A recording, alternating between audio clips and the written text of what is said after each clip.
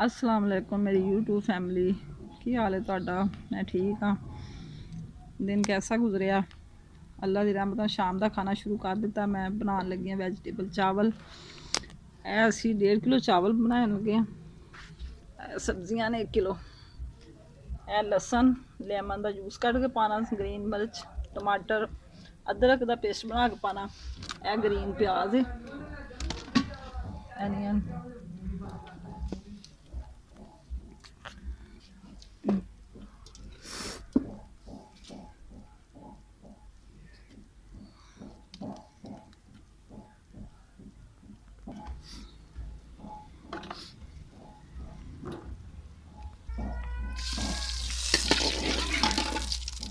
प्याज पान लगी मैं।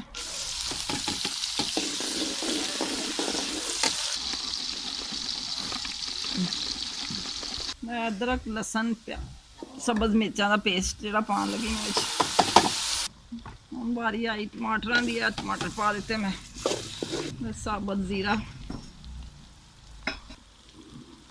नमक,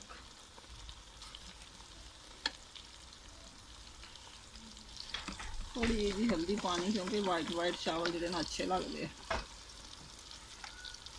ग्रीन मिर्चा ही बस, ग्रीन मिर्च ये बस पानी, रैड मिर्च नहीं पानी असी क्योंकि बच्चे बड़े तो शौक ना खाते। रैड मिर्चा ज़्यादा लगदियां ने, ग्रीन मिर्चा के मज़ेदार लगते हैं चावल। मिक्स सब्जियां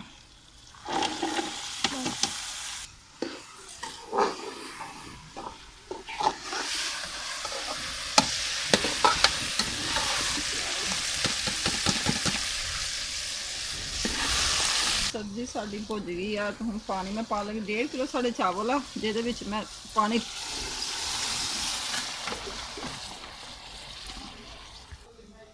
1.5 किलो चावल में 3 किलो पानी पैंदा, लेकिन असी नहीं इन्ना पाना। असी ये सिर्फ 2.5 किलो 2.25 किलो पानी पावांगे। चावल लेमन का जूस पान लगे हैं। पानी पकन लग गया, हम ये पाइए चावल।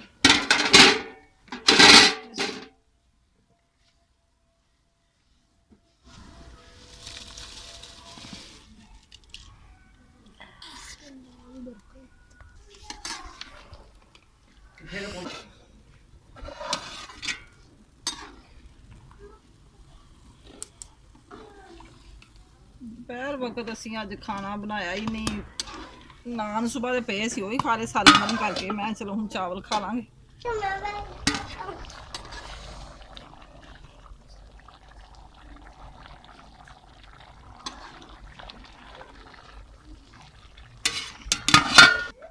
लाइए हम दम ते चावल दम ते आ गए।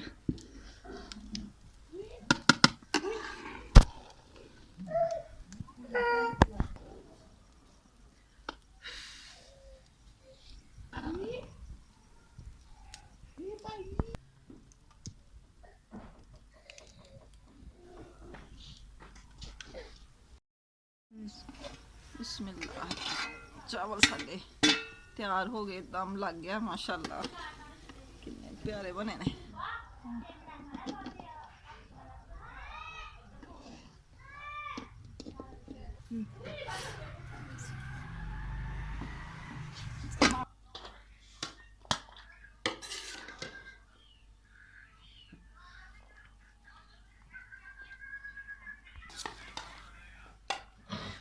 चावल हो गए साढ़े तैयार, असी हम खान लगे। तुम भी आके साढ़े नाल खाओ, नाले आके साढ़े नाल खाओ, नाले टेस्ट करके दसो कि साढ़े चावल कैसे बने ने।